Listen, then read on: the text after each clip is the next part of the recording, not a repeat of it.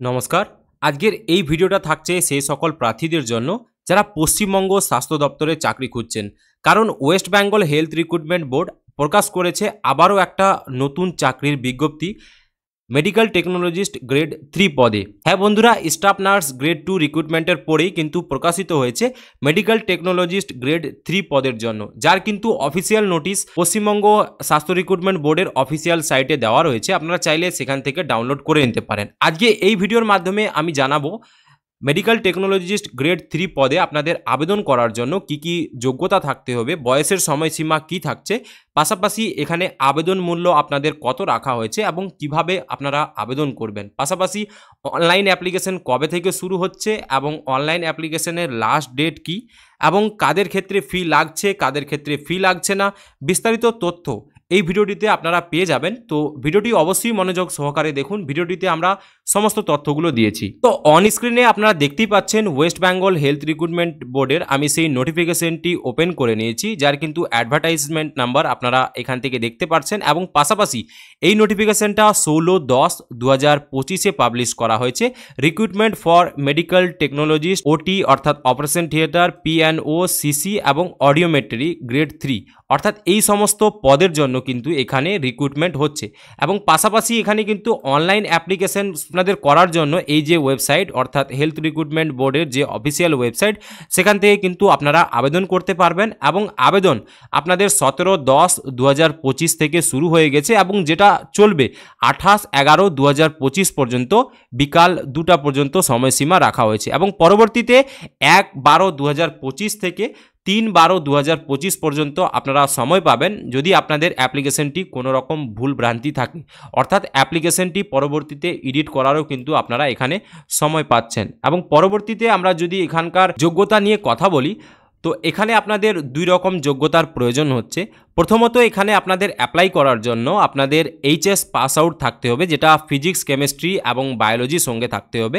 এবং এর সঙ্গে থাকতে হবে আপনাদের মিনিমাম 2 বছরের ডিপ্লোমা ইন মেডিকেল টেকনোলজি, যেটা পশ্চিমবঙ্গের যে কোনো রিকগনাইজড বোর্ড থেকে। এবং পাশাপাশি আপনাদের যদি ব্যাচেলার ডিগ্রি থাকে যে কোনো মেডিকেল টেকনোলজিতে, তাহলেও কিন্তু আপনারা এখানে অ্যাপ্লাই করতে পারছেন। এজের কথা আমি যদি এখানে বলি, এজ আপনাদের ক্যালকুলেশন করা হচ্ছে 1 জানুয়ারি 2025 হিসাবে, এবং যার মিনিমাম এজ কিন্তু আপনাদের 21 বছর থাকতে হবে এবং ম্যাক্সিমাম আপনারা 39 বছর পর্যন্ত এখানে অ্যাপ্লাই করতে পারবেন। এবং এজ রিল্যাক্সেশনের যা নিয়ম থাকছে তা কিন্তু এখানেও অ্যাপ্লিকেবল হচ্ছে, অর্থাৎ যারা এসসি, এসটি বা ওবিসি রয়েছে তারা কিন্তু এখানে এজ অর্থাৎ বয়সের কিন্তু একটা বিশেষ ছাড় পাচ্ছ। এসসি এবং এসটি প্রার্থীদের জন্য 5 বছরের ছাড় দেওয়া হয়েছে এবং ওবিসি প্রার্থীদের জন্য এখানে 3 বছরের ছাড় থাকছে। এবং যারা পিডব্লিউডি প্রার্থী রয়েছে তাদের ক্ষেত্রে কিন্তু 6 বছর পর্যন্ত এখানে বয়সের ছাড় রয়েছে। এবং পরবর্তীতে আমরা এখানকার ফি কত লাগছে, অর্থাৎ এই অ্যাপ্লিকেশনটি করার জন্য আপনাদের 210 টাকা ফিস লাগছে। তবে সেটা যারা জেনারেল এবং ওবিসি আছো তাদের ক্ষেত্রে কিন্তু এখানে ফিস লাগছে। এবং যারা এসসি, এসটি এবং পিডব্লিউডি যারা প্রার্থী রয়েছে তাদেরকে কিন্তু কোনো রকম ফিস কিন্তু এখানে লাগছে না। এখানকার নিয়োগ প্রক্রিয়া কিন্তু ডাইরেক্ট রিক্রুটমেন্ট প্রক্রিয়ার মাধ্যমে নিয়োগ করা হবে, যেখানে আপনাদের একাডেমিক মার্কস, অভিজ্ঞতা, ইন্টারভিউ পারফরমেন্সের হিসাবে কিন্তু আপনাদের রিক্রুটমেন্ট হবে।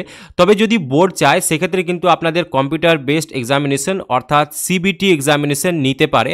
হবে বলছি না, এখানে কিন্তু আপনাদের যদি বোর্ড চায় সেক্ষেত্রে কিন্তু আপনাদের সিবিটি এক্সামিনেশনও হতে পারে। এবং এখানে আবেদন করার জন্য আপনাদের কি কি ডকুমেন্টসের প্রয়োজন হবে, তো ডকুমেন্টস প্রথমত তো লাগছে আপনাদের শিক্ষাগত যোগ্যতার মার্কশিট ও সার্টিফিকেট, পাশাপাশি আপনাদের জন্ম তারিখ প্রমাণ অর্থাৎ বার্থ প্রুফ হিসাবে লাগছে অ্যাডমিট কার্ড বা আপনাদের গভর্নমেন্ট আইডি, পাশাপাশি আপনাদের অভিজ্ঞতা সার্টিফিকেট, যারা এক্সপিরিয়েন্স আছে তাদের ক্ষেত্রে কিন্তু এখানে এক্সপিরিয়েন্স সার্টিফিকেট আপনাদের শো করাতে হবে।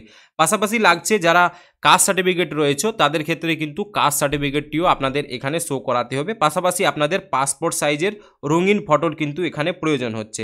তো এখানকার যা মার্কিং ক্রাইটেরিয়া রয়েছে অর্থাৎ মার্কস ডিস্ট্রিবিউশন রয়েছে, একাডেমিক মার্কসের উপরে আপনাদের 75% ওয়েটেজ থাকছে এবং যারা এক্সপিরিয়েন্স রয়েছে তাদের ক্ষেত্রে 10 এখানে ওয়েটেজ দেওয়া রয়েছে এবং ইন্টারভিউয়ের জন্য এখানে কিন্তু 15 ওয়েটেজ দেওয়া রয়েছে এবং মার্কিং যা স্ল্যাব রয়েছে আপনারা কিন্তু এখানে চাইলে বিস্তারিতভাবে দেখতে পারেন।